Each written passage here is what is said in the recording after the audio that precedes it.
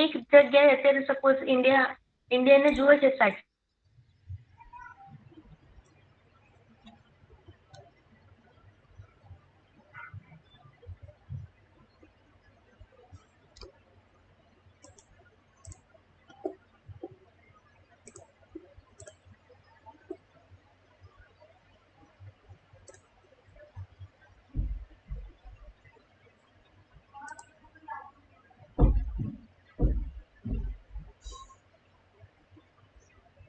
નથી. લાઈક એને ટેકનિકલ લેંગ્વેજમાં શેડો ઇફેક્ટ એવું કહેવામાં આવે છે. શેડો ઇફેક્ટ મતલબ કે જ્યાં સન નથી તો જે ટ્રાન્ઝિશન મોશનમાં છે એટલા એરિયાનું તમને ડેટા મળશે નહીં. તો બહુ બધા ડેટાની ગેપ જનરેટ થાય ગ્લોબલ લેવલ અથવા તો લોંગ ટર્મ લાંબા ટાઈમ ફ્રેમમાં તમે ડેટા કલેક્ટ કરતા હો તો એક સેટેલાઇટ 20 વર્ષ 25 વર્ષ સુધીનો ડેટા આપે તો દરેક જગ્યાના કોઈ દિવસ ઇન્ડિયાના ડેટા ના હોય, કોઈ દિવસ બીજે કોઈ કન્ટ્રીના ડેટા ના હોય, કોઈ ટાઈમ ફ્રેમના ડેટા ના હોય, ડેટાની કન્સિસ્ટન્સી ના રહે. એટલે તમે જે પર્પઝ માટે સેટેલાઇટ ડિઝાઇન કર્યું એ સોલ્વ ના થાય. એટલે મોટા ભાગના સેટેલાઇટ્સ તમે સન સિંક્રોનસ સેટેલાઇટ્સ તરીકે ડિઝાઇન કરે કે જે અર્થ પર ડે ને જ ફોલો કરે. જ્યાં જ્યાં ડે ટાઈમ જે રીતે સન ફરશે એવી રીતે દિવસ પણ બદલાતો જશે દરેક જગ્યાએ પૃથ્વી પર, બરાબર? તો એ જે ડે ટાઈમને ટ્રેકને ફોલો કરે એવા સેટેલાઇટને કહેવાય, સિમ્પલ લેંગ્વેજમાં સમજાવું તો જે ડે ટાઈમને ફોલો કરે એવા સેટેલાઇટ્સને કહેવાય સન સિંક્રોનસ સેટેલાઇટ. દીદી જો અહીંયા નીચે લખ્યું છે કે the satellite is always in same relative position between berry Earth and નીચે જા. Sun. બરાબર છે? એની જગ્યા કેવી હશે? રિલેટિવલી પોઝિશન જે છે એ ફિક્સ્ડ હશે. લાઈક પહેલા આપણે આનું એક એવું પણ એક્ઝામ્પલ લઈ શકીએ કે ચંદ્ર છે, જે મૂન જે છે અર્થની આજુબાજુ એ પોતે રોટેટ થાય છે, તો એની જગ્યા ફિક્સ નથી. ખબર પડે છે? જ્યારે એ સન, મૂન અને અર્થ ત્રણેય એક જ ડાયરેક્શનમાં આવે છે, એક જ પાથમાં, તો ગ્રહણ થાય છે, બરાબર? આપણને આવું ખબર છે. તો હવે શું કરે છે સેટેલાઇટ? એવી રીતે સિંક કરેલું હોય છે કે જેવી રીતે જે દિવસ જ હોય ત્યાં અને ત્યાં જ એ રીતે જ મૂવ થાય. તો પહેલા સન હશે, વચ્ચે સેટેલાઇટ હશે અને અર્થનું જે પોર્શન હશે જ્યાં ડે ટાઈમ હશે. તો જ્યાં જ્યાં દિવસ ચેન્જ થતો જાય જેમ જેમ એમ એ ફરતું જશે. ખબર પડી? એને કહેવાય સન સિંક્રોનસ સેટેલાઇટ. સમજણ પડી ગઈ મેં. પછી આપણે ડિસ્કસ કરતા હતા સ્વાથ અને નાદિર પોઈન્ટ, બરાબર? સ્વાથ કોને કહેવાય અને નાદિર સ્વાથ કોને કહેવાશે એવું કઈ યાદ છે? સેટેલાઇટ જે છે એ કેટલા how much area scan in one time altitude ના ડિપેન્ડન્ટ. મેમ જ્યારે સેટેલાઇટ રિવોલ્વ થશે ત્યારે જેટલું એરિયાને જોશે ને એને કહેવાય, એને કહેવાય સ્વાથ, બરાબર? જે વિડ્થ જે છે, જેટલા એરિયાને જોઈ શકે છે એને કહેવાય સ્વાથ, બરાબર? જેટલું એરિયા એને એક્યુરેટલી જેટલા એરિયા માટે જે ડિઝાઇન કરેલું છે એટલા એરિયાને જે જુએ છે એને કહેવાય સ્વાથ પોઈન્ટ, બરાબર? નાદિર કોને કહેવાશે? નાદિર પોઈન્ટ કે જે ઇમેજનરી લાઈન છે જે 90 ડિગ્રીએ શું થશે? ઇન્ટરસેક્ટ થાય છે અર્થને, એને કહેવાશે નાદિર પોઈન્ટ. અરે ઇમેજનરી લાઈન તમે સેટેલાઇટ આગળ જાય એમ જે ડોટ્સને કનેક્ટ કરતા જાઓ એનાથી શું બને? નાદિર લાઈન બને, બરાબર?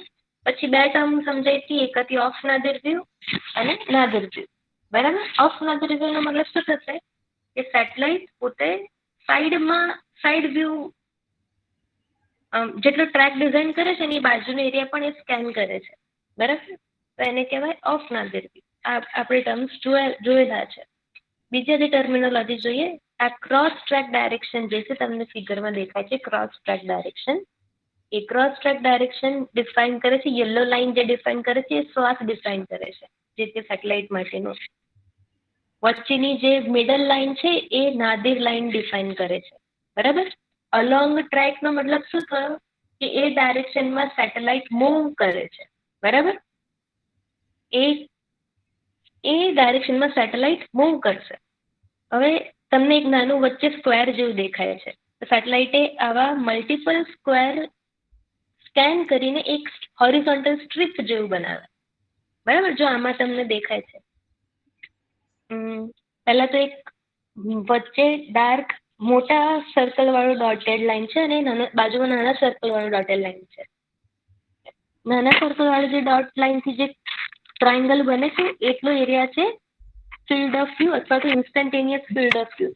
બે ટર્મ છે, ઇન્સ્ટન્ટેનિયસ ફિલ્ડ ઓફ વ્યૂ અને field of view. Field of view મતલબ કે જેટલું જોવાની એની પાસે કેપેસિટી છે, જેટલો એરિયા એ સ્કેન કરી શકે છે. ઇન્સ્ટન્ટેનિયસ મતલબ અત્યારે કેટલું જોવે છે. સપોઝ ઇન્સ્ટન્ટેનિયસ મતલબ કે જે તમને સ્ક્વેર નાનું દેખાય છે અત્યારે એટલો જ એરિયા સ્કેન એ જોઈ શકે છે, પણ એની કેપેસિટી કેટલી છે? આખા સ્વાથને સ્કેન કરવાની કેપેસિટી. ખબર પડી? એની રેન્જ કેટલી છે? આખા યલો વાળા સ્ટ્રેચને એ સ્કેન કરી શકે એટલી એની એટલા એરિયા માટે ડિઝાઇન થયેલું છે. પણ અત્યારે કેટલું જોવે છે તો કે ખાલી સ્ક્વેર જેટલું છે એટલું જ એરિયા સ્કેન કરે છે, જેને કહેવાય ઇન્સ્ટન્ટેનિયસ ફિલ્ડ ઓફ વ્યૂ, બરાબર.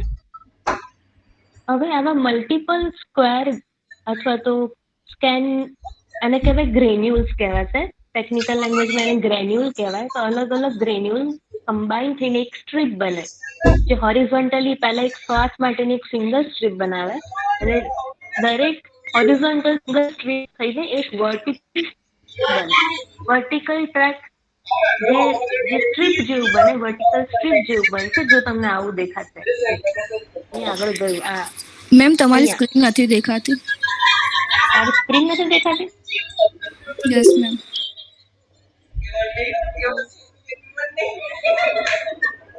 મેં તો પ્રેઝન્ટિંગ, અચ્છા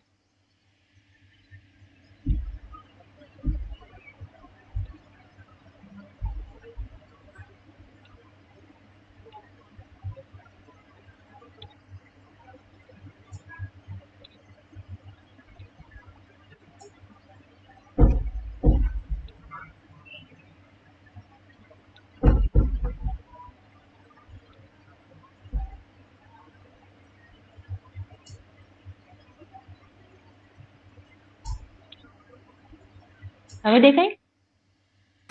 યસ મેમ. ઓકે. તો હું સમજાવતી હતી કે એક દરેક સિંગલ સ્ક્વેર કમ્બાઈન થઈને, સ્ક્વેરને કહેવાય ગ્રેન્યુલ, એ કમ્બાઈન થઈને એક હોરિઝોન્ટલ સ્ટ્રીપ બનાવે અને અલોંગ ટ્રેક જે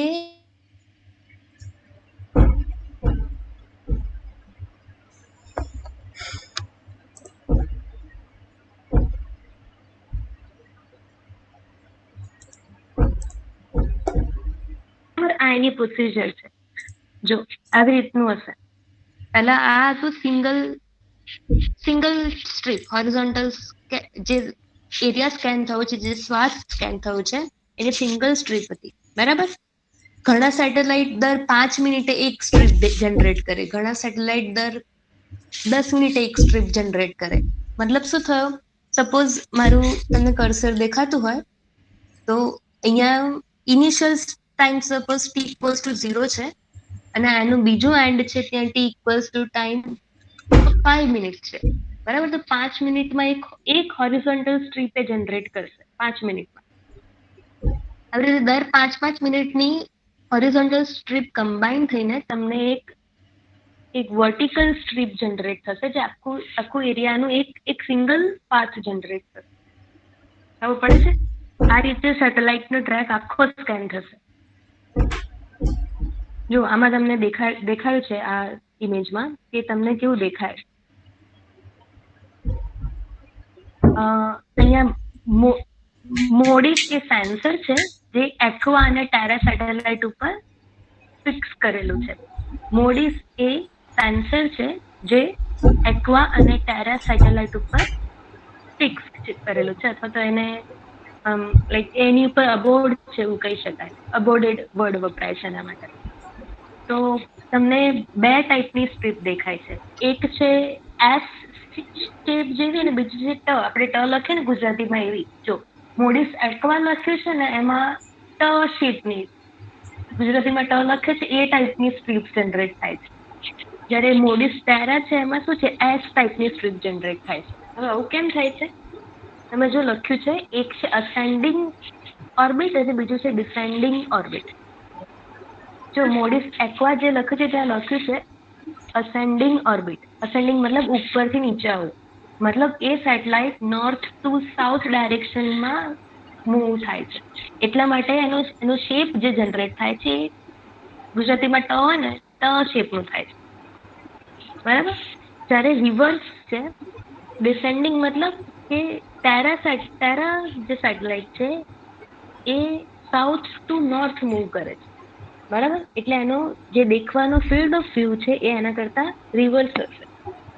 એટલે પાથ જે કહું છું, જે ઓર્બિટ કહું છું, એ ઘણી વાર તમને કહું છું ને કે ઇક્વેટોરિયલ હોય તો ઈસ્ટ ટુ વેસ્ટ હોય, બરાબર છે. પોલર હોય તો નોર્થ ટુ સાઉથ હોય. તો બધામાં ડિફરન્સ શું હોય છે? જો આ બંને સેટેલાઇટ કેવા છે, પોલર ઓર્બિટ જ છે, પણ ખાલી ડિસેન્ડિંગ અસેન્ડિંગ જવા આવવાની જે લાઈક ઓર્બિટલ ડાયરેક્શન છે એ ચેન્જ થઈ જાય છે. તો જનરેટેડ ડેટા, જે વિઝ્યુઅલાઇઝ કરવાનો તમારો ડેટા છે, આખું રિવર્સ ઊંધું જનરેટ ખબર પડે છે. એટલા માટે આ ઓર્બિટ્સ અથવા તો આ જે ટર્મ્સ જે તમને કહું છું એ બધા એના માટે ઇમ્પોર્ટન્ટ છે કે તમને ખબર પડે, એટલા માટે હું તમને કહું છું. ખબર પડી? જો એ લખ્યું છે red line shows the end of the orbital swath, બરાબર. એક ટાઈમમાં એટલું એરિયા એ સ્કેન કરશે, અને બરાબર અહીંયા બાજુમાં લખ્યું છે મોટા રેડ સ્ક્વેરમાં કે red square shows 5 minute portion of an orbit referred to as a granule. એક 5 મિનિટમાં એ એરિયા કેટલો એરિયા સ્કેન કરશે? તો કે એક ગ્રેન્યુલ જેટલું સ્કેન કરશે, એટલું એરિયા સ્કેન કરે. દરેક 5-5 મિનિટના ગ્રેન્યુલ મર્જ થઈને તમને આખો ઓર્બિટલ સ્વાથ પ્રિપેર થાય.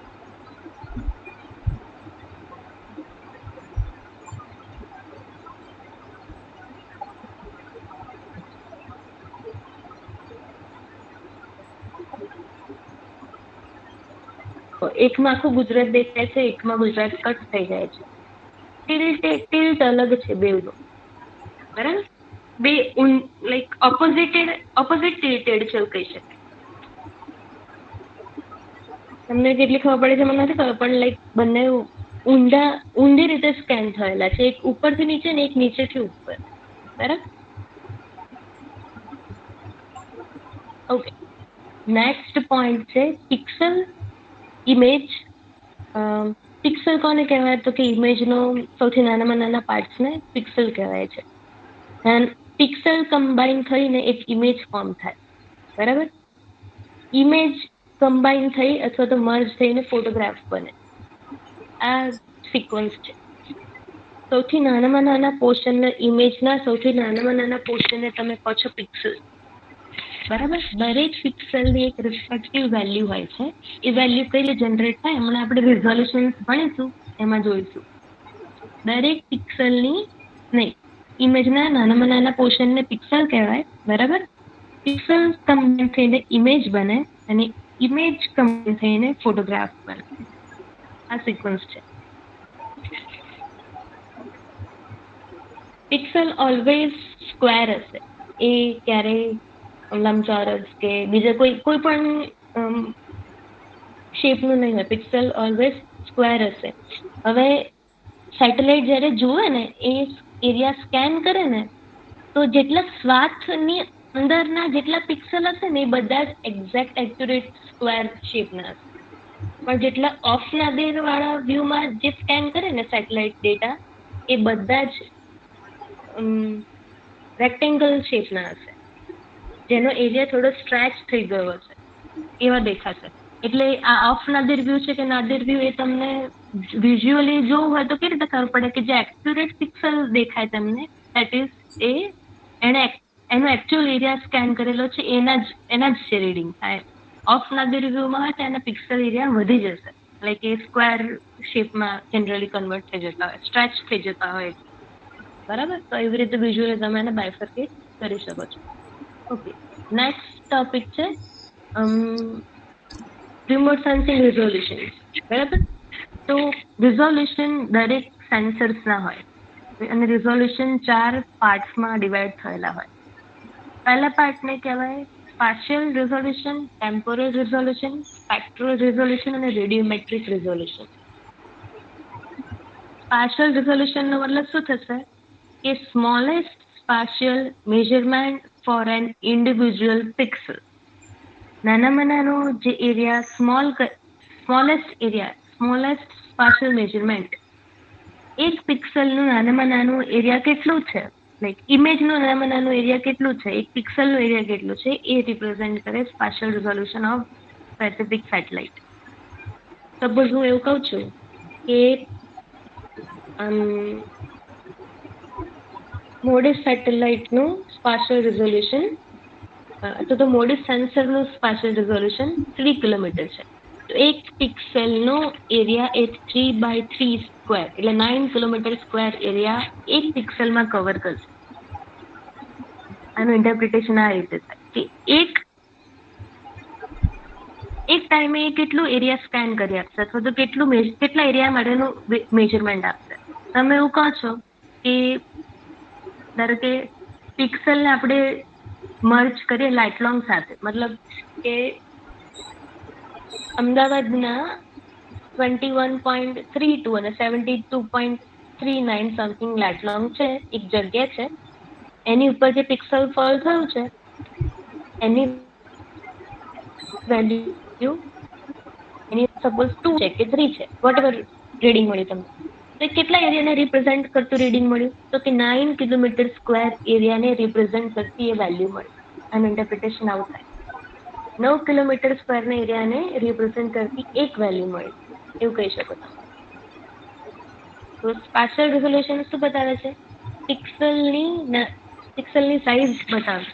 એક એરિયા કેટલું સ્કેન કરશે તમારું સેટેલાઇટ એક ટાઈમે એ બતાવે. જેટલું ફાઇનર રિઝોલ્યુશન, જો બે ટાઈપનું હોય, રિઝોલ્યુશન કોર્સ મતલબ કે એનો એરિયા વધતો જાય.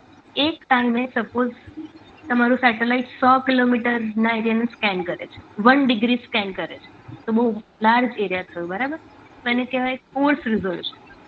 ફાઇન રિઝોલ્યુશન મતલબ કે એક ટાઈમે તમારું સેટેલાઇટ 1 કિલોમીટર સ્ક્વેરના એરિયાને સ્કેન કરે છે, તો એ બહુ માઇન્યુટ ડિટેલ્સ બતાવશે તમને. એમ ખબર પડે છે? જેટલું એરિયા મોટું એટલી ડિટેલિંગ ઓછી. તમે ધારો કે હું કોઈ ફોટો પાડું છું એરિયલ વ્યૂમાં, અમદાવાદ સિટીનો એક ફોટો પાડું છું લગભગ 5 કિલોમીટરના હાઇટ પર, અને અમદાવાદ સિટી પરનો હું ફોટો પાડું છું 10 કિલોમીટરના હાઇટ પર. તો જેટલી ડિટેલિંગ મને 5 કિલોમીટરની હાઇટમાં દેખાશે જે ફોટોગ્રાફમાં, એટલી ડિટેલ્સ 10 કિલોમીટરના ફોટોગ્રાફમાં નહીં દેખાય. ખ્યાલ પડે છે તમને? ખ્યાલ પડે છે? તો યસ મેમ. સ્પાશિયલ રિઝોલ્યુશન આ રીતે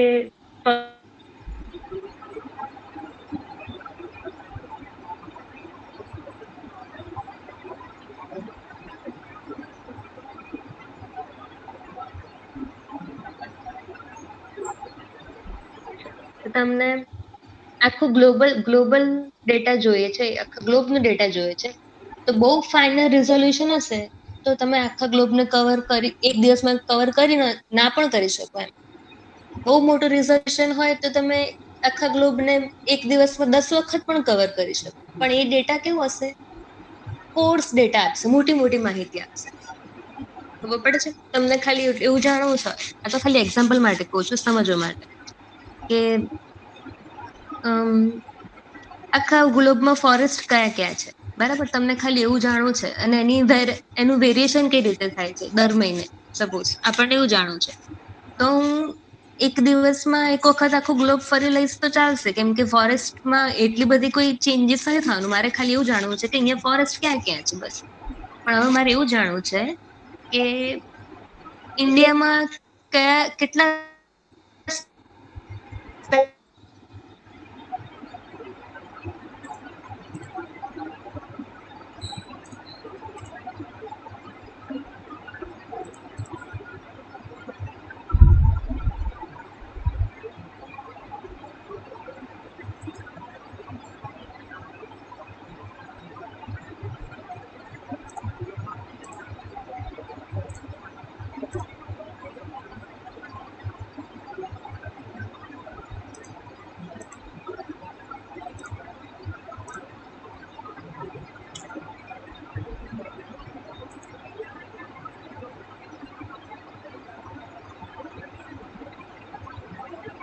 ક્લોઝલી સ્ટડી કરું તો તમને ફાઇનલ રિઝોલ્યુશન જોઈએ.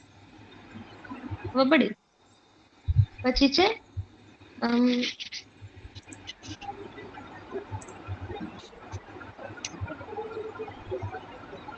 પાછું સ્ક્રીન જતું રહ્યું ને?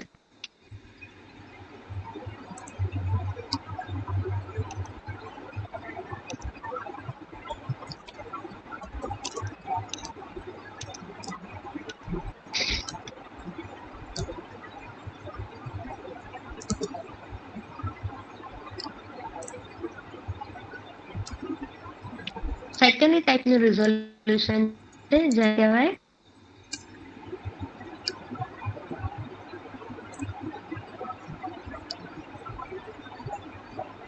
રિઝોલ્યુશન. શું કહેવાય? Temporary resolution. ટેમ્પરરી રિઝોલ્યુશનનો મતલબ શું થશે કે ફ્રીક્વન્સી બતાવે છે કે સેમ ટાઈમ પર સેટેલાઇટ ક્યારે પાસ થશે. ધારો કે આજે સેટેલાઇટ અમદાવાદ પરથી પાસ થયું, pass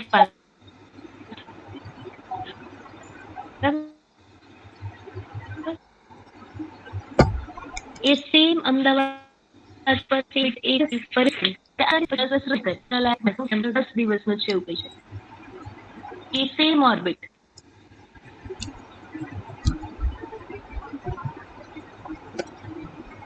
hello ma'am, voice problem થાય છે તમારા. અમદાવાદ કરે એવું લાઈક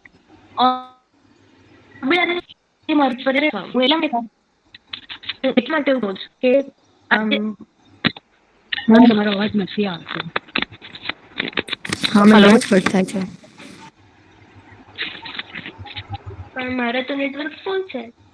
મેમ પણ તમારો વોઇસ તમે જ્યારે પ્રેઝન્ટિંગ કરો છો ને ત્યારે મેમ કટ થઈ જાય છે.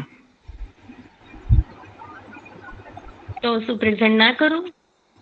નહીં કર. હા મેમ, પ્રેઝન્ટેશન કરો ને તો વધારે ખબર પડે છે. હા મેમ.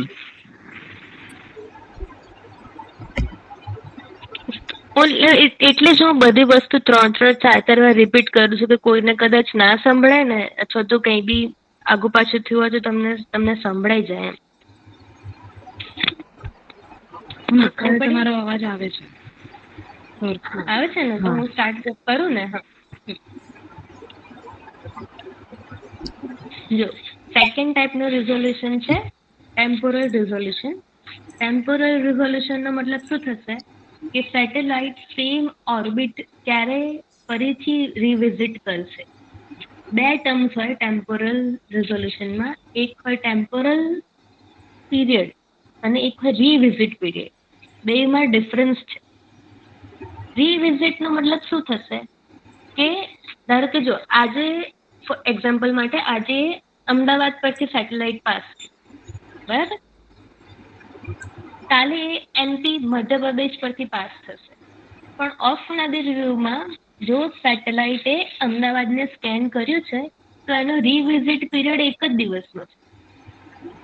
પણ એનું ટેમ્પોરલ રિઝોલ્યુશન શું છે કે અમદાવાદ પર એ જ પાથ પરથી ફરીથી ક્યારે પાછું આવશે તો કે 10 દિવસ પછી સેમ પાથ ઉપર આવશે. તો એનું ટેમ્પોરલ રિઝોલ્યુશન 10 દિવસનું છે પણ અમદાવાદનો રીવિઝિટિંગ પીરિયડ એક જ દિવસનો છે. ખબર પડે છે? કેમ કે અમદાવાદના ડેટા તમને ઓફ નગર વ્યૂમાંથી તમે એને કલેક્ટ કરી શકો છો. That is considered as a revisit period. ખબર પડે છે કે કોઈ પણ રીતે એના શ્વાસમાં અથવા તો ઓફ નગર વ્યૂમાં અમદાવાદ સ્કેન થયું છે બીજા જ દિવસે. પણ એનું ટેમ્પોરલ રિઝોલ્યુશન અમદાવાદ માટે શું ડિઝાઇન થયું હતું, સેમ પાથ માટે કેટલું ડિઝાઇન થયું હતું તો કે 10 દિવસનું. એક્ઝેક્ટ ટ્રેક સેમ ટ્રેક જ્યારે એ ફરીથી એ જ સેમ ટ્રેક ઉપર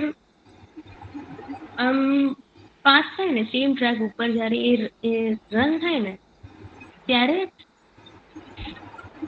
લાઈક એ ટાઈમ ફ્રેમ ને શું કહેવાશે ટેમ્પોરલમાં બીજે સાઈડ એ સ્પેસિફિક જગ્યાને જુએ છે એના પાથ સિવાય તો એને કહેવાશે રીવિઝિટ પીરિયડ. ખબર પડી છે તમને હું શું કહેવા માંગુ છું? બે ટર્મ્સ છે ટેમ્પોરલ રિઝોલ્યુશનમાં. સેમ ઓર્બિટ જ્યારે ફોલો કરે, same to same path follow કરે, એટલા ટાઈમ ફ્રેમને કહેવાય ટેમ્પોરલ રિઝોલ્યુશન. જ્યારે રિવિઝિટ પીરિયડનો મતલબ શું થાય છે? એ જગ્યાને કોઈ બીજી ઓર્બિટમાં સેટેલાઇટ છે અને ઓફ નદીર વ્યૂમાં કે કોઈ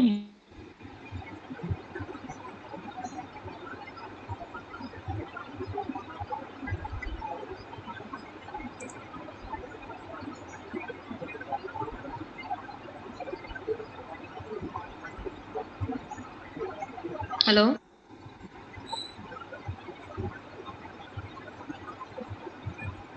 યસ મેમ સંભળાય છે. ખબર પડી? Yes ma'am. પછી થર્ડ ટાઈપ છે spectral resolution.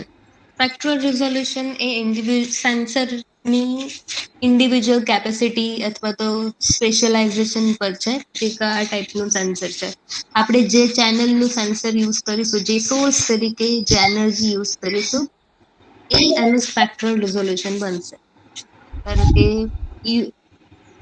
Optical base sensor છે કે ભાઈ રડાર બેઝ સેન્સર છે, લાઇડર બેઝ સેન્સર છે, તો જે સોર્સ ઓફ એનર્જી તરીકે તમે જેને કન્સિડર કરો છો એ તમારું સ્પેક્ટ્રલ રિઝોલ્યુશન બને છે. અને ફોર્થ રિઝોલ્યુશન છે જેને કહેવાય રેડિયોમેટ્રિક રિઝોલ્યુશન. એ one of the important resolution છે જેને કે એ જે સેન્સિટિવિટી ઓફ ડિટેક્ટર, મતલબ જે રિફ્લેક્ટેડ લાઇટ છે એ કેટલી સ્ટ્રેન્થથી તમારું ડિટેક્ટર ડિટેક્ટ કરી શકે છે. હવે સ્ટ્રેન્થ કઈ રીતે મોનિટર કરાશે? સપોઝ હું એવું કહું છું કે કોઈ સેટેલાઇટનું રેડિયોમેટ્રિક રિઝોલ્યુશન 2 છે અથવા તો 3 છે. અને મતલબ શું થયો? એ પહેલા તો સમજો કે રેડિયોમેટ્રિક રિઝોલ્યુશન 2n ના ટર્મ્સમાં ઇન્ટરપ્રિટ થાય. તરીકે હું એને 2 કન્સિડર કરું છું તો 2 કેટલા થાય? 4. તો 0 to 3 આપણે 3 રેડિયોમેટ્રિક રિઝોલ્યુશન ફોલ થાય છે તમારા સેન્સરનું, એવું કહી શકાય. હવે આનો મતલબ શું થયો? તો એ જ્યારે પણ સેટેલાઇટ કોઈ પણ જગ્યાને સ્કેન કરે ને તો એ 4 પાર્ટ્સમાં એની કેરેક્ટરિસ્ટિકને ડિવાઈડ કરે. ધારો કે હું બહુ સિમ્પલ એક્ઝામ્પલ લઉં, બરાબર? એક શેડ છે, અહીંયા યલો શેડ છે. યલો શેડને આપણે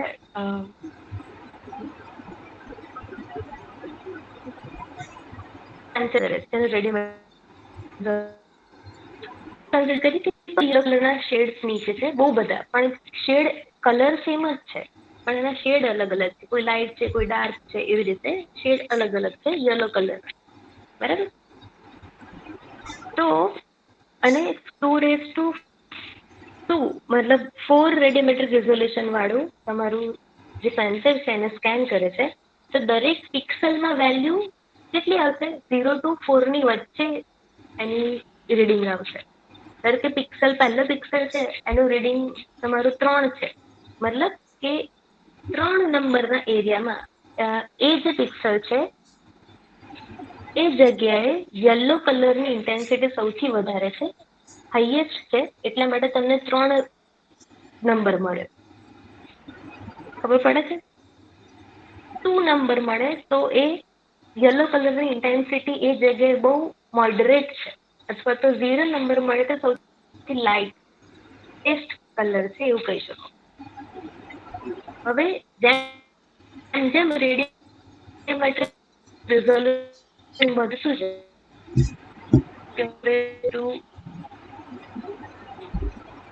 4 to 0 to 3 મેમ અવાજ કટ થાય છે. જે ઓબ્જેક્ટ હશે તમારી નીચે, જે ઓબ્જેક્ટને સ્કેન કરે છે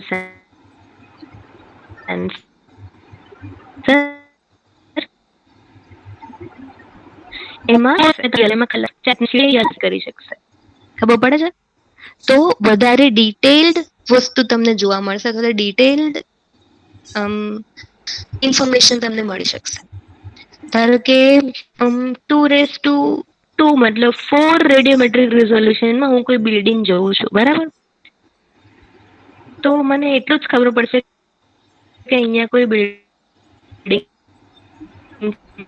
અને અહીંયા કોઈ પોડ છે, અહીંયા કોઈ રેડિયોમેટ્રિક રિઝોલ્યુશન વધારીને 2:4 કરી દઉં છું. તો એનો મતલબ કે એ જે તે પિક્સેલ છે અથવા તો ઇમેજ છે એને દરેક પિક્સેલમાં 0 સુધી વજન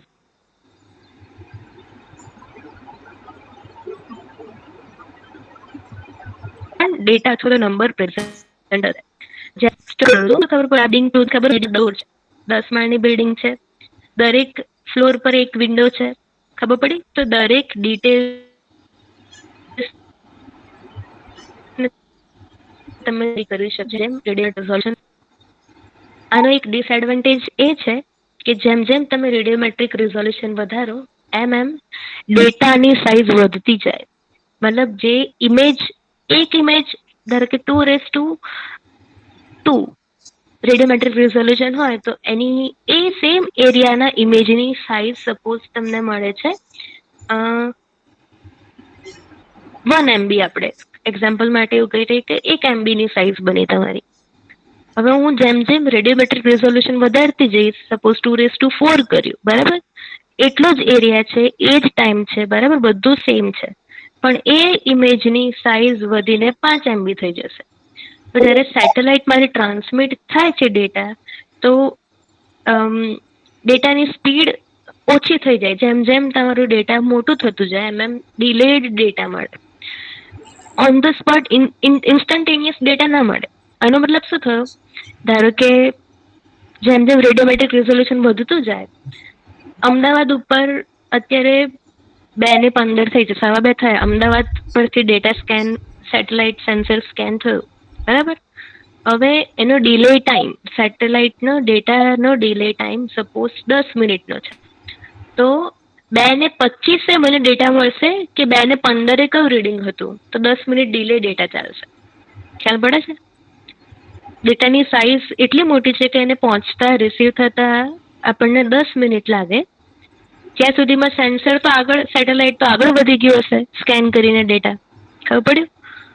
તો આપણને 2:25 જે રીડિંગ રિસીવ થયા અમદાવાદ પરના, એ એકચ્યુઅલમાં કઈ ટાઈમના હતા? 2:15 2:15 વાગ્યાના હતા. ખબર પડી? તો આ ડિસએડવાન્ટેજ છે કે તમને instantaneous on the spot real time ડેટામાં ડિલે જનરેટ થાય. શાનાથી? રેડિયોમેટ્રિક રિઝોલ્યુશન ઇન્ક્રીઝ કરો તો.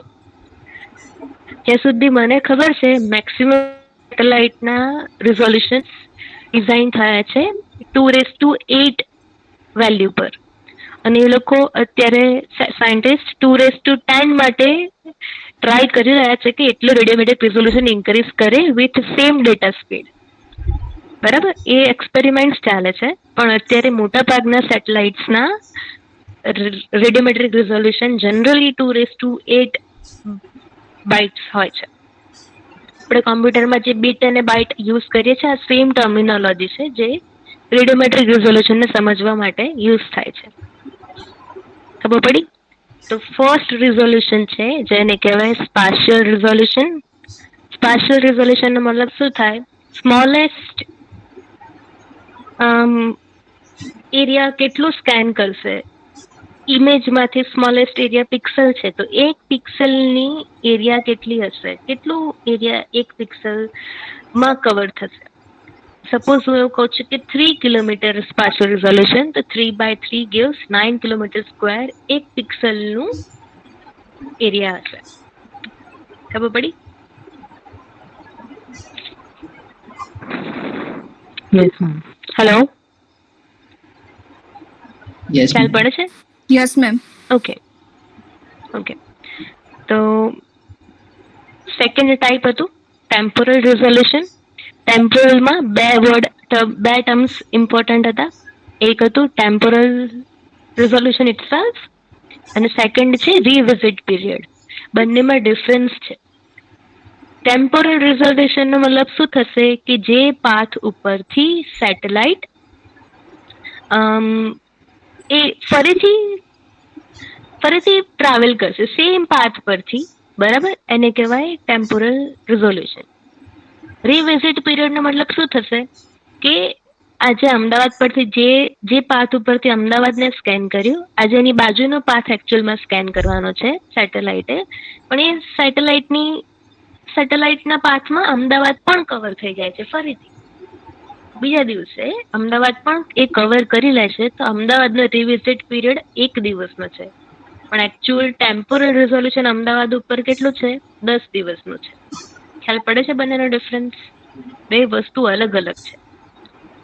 સ્પેક્ટ્રલ રિઝોલ્યુશન, બરાબર, number of independent measurement possible within the electromagnetic spectrum, જેને કહેવાય સ્પેક્ટ્રલ રિઝોલ્યુશન, બરાબર. પછી છે રેડિયોમેટ્રિક રિઝોલ્યુશન. રેડિયોમેટ્રિક રિઝોલ્યુશનનો મતલબ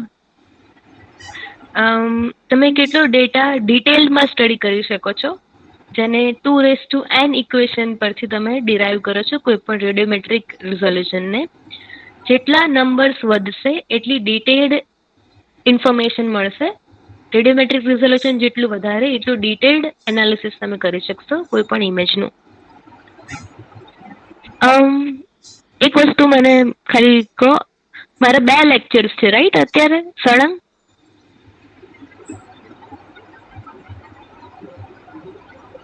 હેલો, ના મેમ આ એક જ છે. એવું છે? હા મેમ, આ પછી ગજેરા સરનું છે.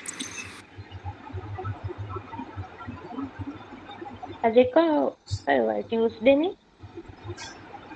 હા, ઓકે, હા સારું. તો હું અત્યારે આટલું જ રાખું છું. ગજરા સરનો મેસેજ આવી ગયો છે, બરાબર. તો આપણે પછી ડિસ્કસ કરીએ. અત્યારે તમે એમના લેક્ચરમાં જોઈન થઈ જાઓ.